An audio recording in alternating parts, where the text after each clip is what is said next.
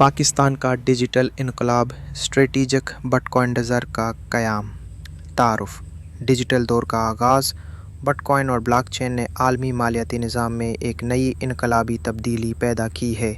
پاکستان نے بھی اس ڈیجیٹل دور میں شامل ہوتے ہوئے اپنی حکمت عملی ترتیب دی ہے۔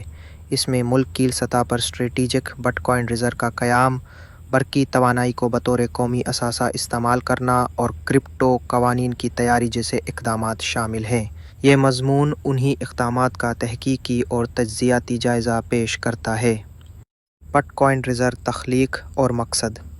سن 2025 میں لاس ویگاس میں منعقدہ ایک عالمی بلاک چین کانفرنس میں پاکستان کے خصوصی معاون برائے بلاک چین بلال بن ثاقب نے اعلان کیا کہ پاکستان ایک اسٹریٹجک بٹ کوائن ریزرو قائم کرے گا۔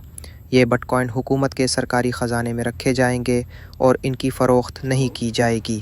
یہ قدم قومی اثاثوں کو محفوظ رکھنے، ڈیجیٹل مالیات میں خود مختاری حاصل کرنے اور بین الاقوامی مالیاتی نظام میں اپنی موجودگی کو ظاہر کرنے کے لیے اٹھایا گیا۔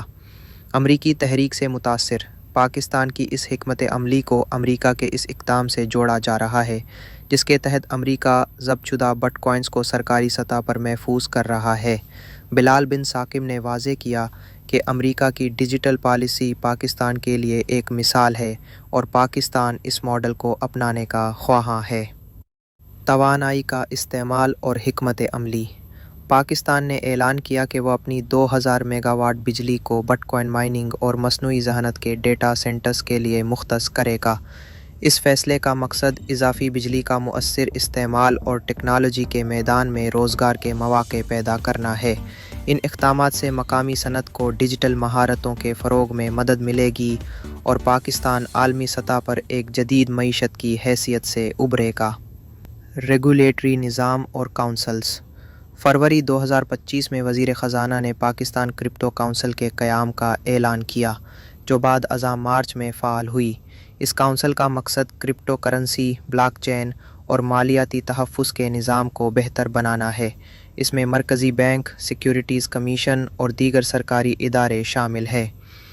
اسی طرح پاکستان ڈیجیٹل اسسٹنس اتھارٹی بھی قائم کی گئی ہے تاکہ ڈیجیٹل اثاثوں کی نگرانی، قانونی حیثیت اور عوامی تحفظ کو یقینی۔ اقدامات کے دو بڑے ستون۔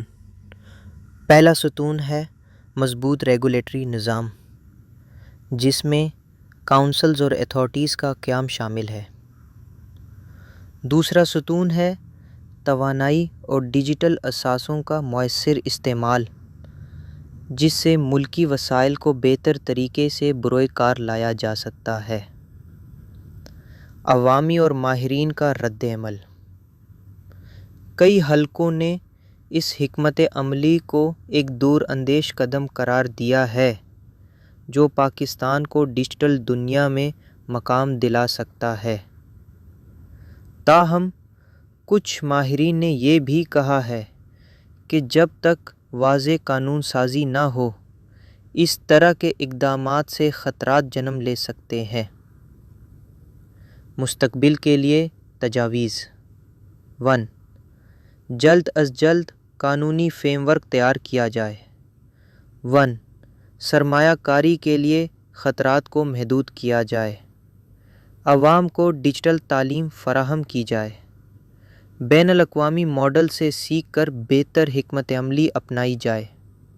نتیجہ: پاکستان کا اسٹریٹجک بٹ کوائن ریزرو ایک انقلابی قدم ہے، جو ملک کو ڈیجیٹل دنیا میں نئی سمت دے سکتا ہے۔